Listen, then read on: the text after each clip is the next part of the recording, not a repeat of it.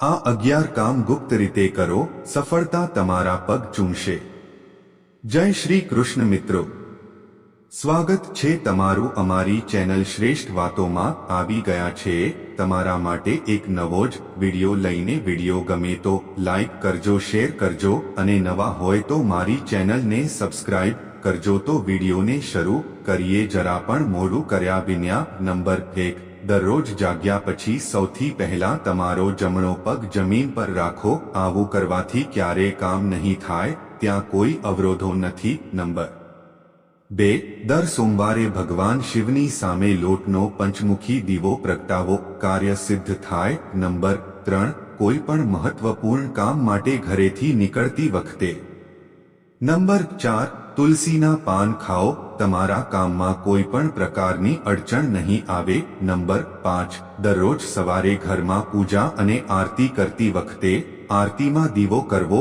3 લવિંગ વડે આરતી કરવાથી તમામ વિઘ્નો નાશ પામે છે અને દરેક કાર્યમાં વિજય પ્રાપ્ત થાય છે। નંબર 6, કોઈ પણ મહત્વપૂર્ણ અથવા શુભ કાર્ય માટે ઘરની બહાર નીકળતી વખતે જો તમે ઈચ્છો છો કે તમારા કાર્યમાં કોઈ અવરોધ ન આવે તો તમારા ઘરનો મુખ્ય દરવાજો બંધ કરો, પહેલા તમારો જમણો પગ બહાર કાઢો। નંબર 6, તમારા પોતાના હાથે લોટનો પંચમુખી દિયા બનાવો અને તેને હનુમાન મંદિરમાં લઈ જાઓ અને તેમાં સરસવનું તેલ ઉમેરો। તેને ભગવાન હનુમાનજીના ચરણોમાં ચઢાવીને બાળવાથી કામમાં આવતી તમામ બાધાઓ દૂર થાય છે। નંબર 7, એક નાળિયેર ઉપર સિંદૂરથી તિલક કરો અને તેને તમારી સાથે તમારા કાર્યમાં લઈ જાઓ અને જ્યારે કાર્ય સફળ થાય ત્યારે ભગવાન ગણેશને આ નાળિયેર અર્પણ કરો, તેને મંદિરમાં અર્પણ કરો। નંબર 8, દર શનિવારે સાંજે પીપળના મૂળ પર સરસવના તેલનો દીવો પ્રગટાવો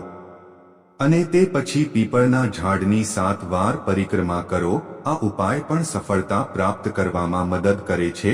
નંબર 9, દર સોમવારે શિવને હળદર મિશ્રિત દૂધનો અભિષેક કરો અને તેમની સામે પંચમુખી દીવો પ્રગટાવો। નંબર 10, દરરોજ સવારે સ્નાન કરો, મંદિરમાં જઈને ભગવાન શિવને હળદર મિશ્રિત દૂધનો અભિષેક કરો અને તેમની સામે પંચમુખી દીવો પ્રગટાવો। નંબર 11, દરરોજ સવારે સ્નાન કરો। આ કર્યા પછી તાંબાના વાસણમાં પાણી ભરીને તુલસીના છોડને અર્પણ કરો અને તુલસીના છોડની 7 વાર પ્રદક્ષિણા કરો। ઉપરોક્ત કોઈ પણ પગલાં જો તમે તેને હૃદય અને નિષ્ઠાથી કરશો તો તમને દરેક શુભ કાર્યમાં સફળતા મળશે। વિડિયો પૂરો જોવા બદલ ખૂબ ખૂબ આભાર। વિડિયો ગમે તો લાઈક કરજો, શેર કરજો અને નવા હોય તો મારી ચેનલને સબસ્ક્રાઇબ કરી દેજો। આભાર।